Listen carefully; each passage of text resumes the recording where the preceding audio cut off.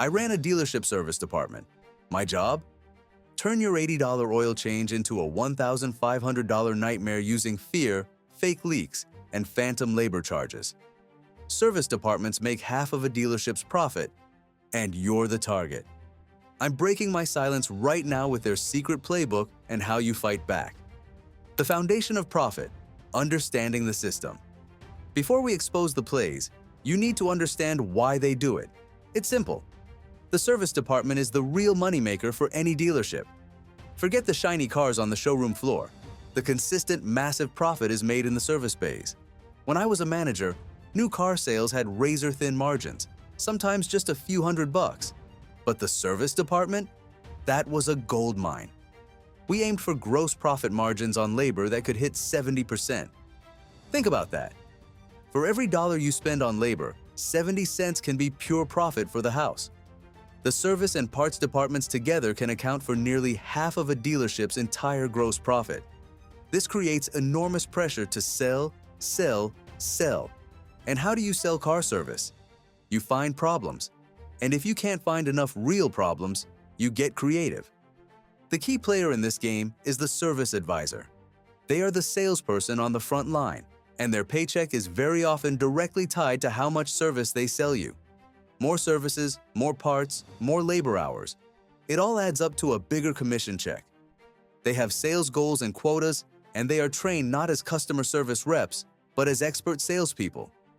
Now that you get the motivation, obscene profit and fat commission checks, let's look at the 5 plays they use to get inside your wallet.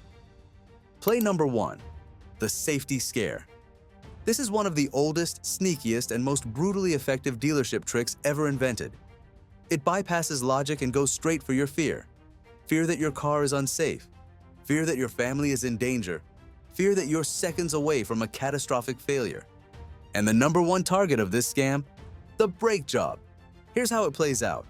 You come in for something simple, an oil change, a rotation, whatever. While the car's in the air, the technician performs a courtesy multi-point inspection. Sounds helpful, right? In reality, it's a goldmine for upsells. Let's say your brake pads measure 4 millimeters. That's getting low, but still usable. The tech sends that number to the advisor, and then the performance begins. The advisor walks over, lowers their voice, and delivers the scripted bombshell. Your oil change is finished, but I have serious news. Your front brake pads are at just 4 millimeters. Anything under 5 millimeters is deep in the red zone. For your family's safety, these need to be replaced today. Notice the keywords: serious news, red zone, safety. They've just manufactured a crisis. Out of thin air. Here's what they don't tell you. 4 millimeters is not a failure point. You're not on the verge of losing your brakes. In fact, depending on how you drive, you could have thousands of miles left. The legal minimum in many states is 1.6 millimeters, not 4, not 5. Their red zone is completely made up. And then comes the expensive part, the rotor upsell. Even if your rotors are perfectly fine, the advisor will almost always say they're warped, scored, or out of spec. Why? Because adding rotors can double or triple the profit on a brake job. It's fear wrapped inside a safety speech wrapped inside a fake emergency. So how do you shut this down instantly? With 4 calm, lethal questions. 1. Can you show me the exact measurements on the inspection report? This tells them you want real data, not drama. 2. What's the legal minimum for brake pads in this state? This is the knockout punch. They're forced to admit the real number, and it's never 5 millimeters. 3. Based on typical wear, how many miles would you estimate I have left? Now they must be rational, not emotional. 4. Please note the exact measurements on my invoice so I can monitor them. This creates a paper trail and ends the conversation. The moment you ask these questions, the scare tactic collapses. You stop being the easy target and become the informed customer they don't want to mess with. Play number 2, the wallet flush. The second dealership play is one I always called the wallet flush. It's simple, sneaky, and insanely profitable. Recommend a whole lineup of fluid flushes: transmission, coolant, brake fluid, power steering, far more often than the automaker who built your car says you need them. Why do dealerships love these services? Because they're pure profit. The parts cost almost nothing, just bulk fluid pumped from a 55-gallon drum. The money comes from the huge labor charges and the special flushing machine they love to brag about. A quick 20-minute power steering flush that cost them pennies gets sold to you for $180. It's one of the highest margin jobs in the building. Here's how the script goes. Your car hits 30,000 miles, and your owner's manual says you need exactly two things, an oil change and a tire rotation. But instead of checking the manual, the advisor pulls out the dealership's service menu, the one written for maximum profit. They'll say, okay, we'll take care of the oil and rotation. But at 30,000 miles, we also highly recommend our complete fluid service package. That includes a full transmission flush, coolant flush, and brake fluid exchange. This is critical to prevent expensive breakdowns. Then comes the prop show. They pull out a little plastic vial filled with your dirty fluid, hold it next to a vial of brand new fluid, and pause dramatically. This is circulating inside your engine. You don't want this in there, right? It's a powerful visual, but completely misleading. All fluids darken over time. Dark fluid doesn't automatically mean danger or damage. Here's the real trick: the manufacturer's schedule versus the dealership's schedule. The engineers who designed your car created a maintenance schedule to help your vehicle last. The dealership created one to help their profits last. Many modern cars have lifetime transmission fluid or coolant that doesn't need changing until 100,000 miles or more. Yet dealerships push a flush at 30,000 miles. Not only is this a waste of money, but an aggressive transmission flush done incorrectly can actually cause serious damage to newer transmissions. So what's the counterattack? One simple sentence. Thanks. Can you show me in my owner's manual where the manufacturer recommends that service at this mileage? This question ends the game instantly. 9 times out of 10, they can't. They'll scramble, mumble something about severe local driving conditions, and backpedal. But they can't point to the page because it isn't there. Your calm response: I understand. For today, I'll just follow the manufacturer's schedule. Oil change and rotation only. Thanks. You weren't rude. You didn't argue. You simply used the most powerful tool you own, your owner's manual. And that one move can save you thousands over the life of your car. If you're finding this information helpful, make sure to hit that like button and subscribe. Play number 3, the phantom leak. This next dealership play is far more sinister because it targets something you can't see, smell, or verify without specialist knowledge. It preys on the massive gap between what you know and what the mechanic knows. This is the trust me, it's broken scam, turned up to maximum intensity.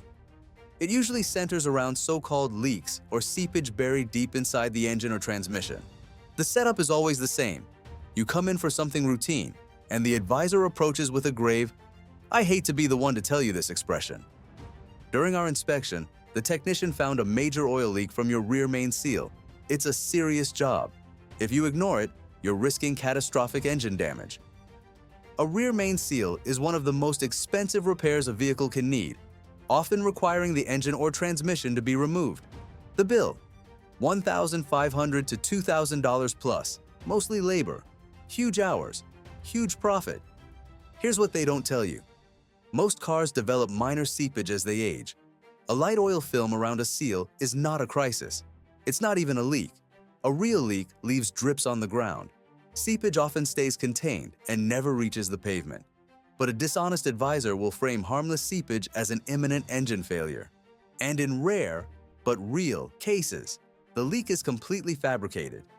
Some shady techs have been caught spraying a little oil or brake cleaner to make an area look wet, creating a fresh leak they can heroically discover. It's outright fraud, and yes, it happens. So now you're trapped.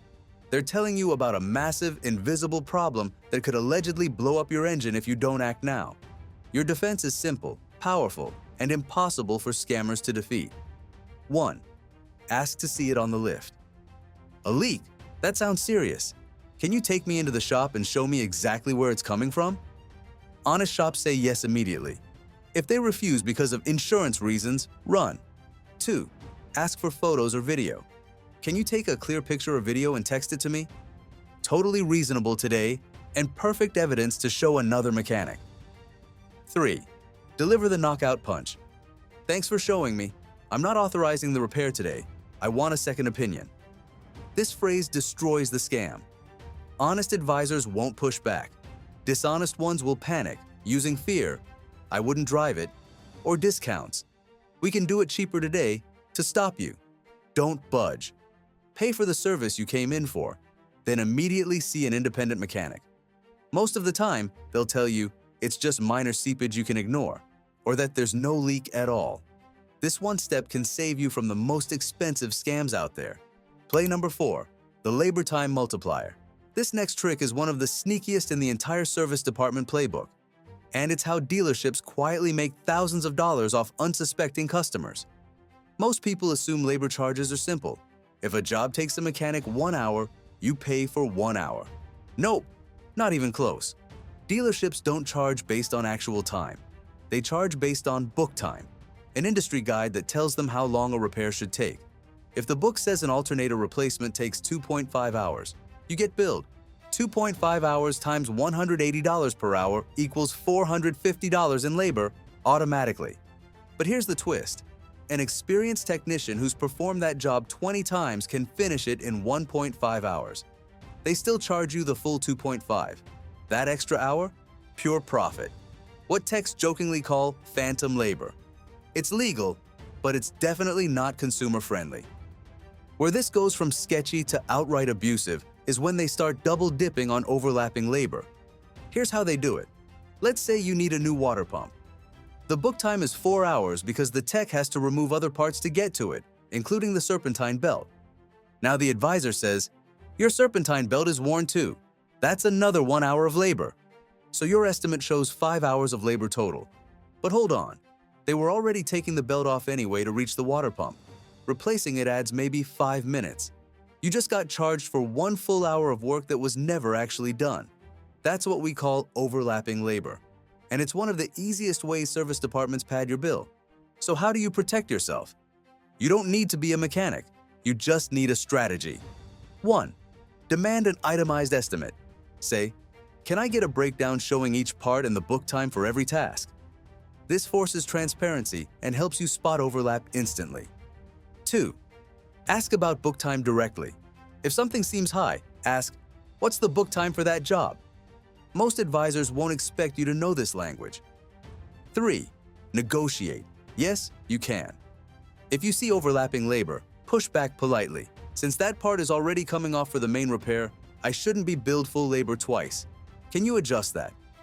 Most customers never negotiate repair orders, which is exactly why dealerships expect you not to. But once they realize you're paying attention, they'll often remove the extra hour just to close the sale. Because in dealership service, the real money isn't always in parts. It's hidden in the labor hours you never actually used. Play number 5, the filter hustle and the upsell stack. This last dealership move isn't one massive scam. It's death by 1,000 tiny overpriced cuts.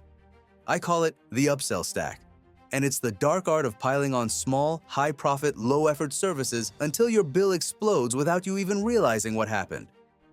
And the king of the upsell stack? The cabin air filter. You've seen the performance. The advisor marches into the waiting room holding your dirty filter between 2 fingers like they just found radioactive waste. It's a little gray. Maybe a leaf is stuck in it. They sigh dramatically.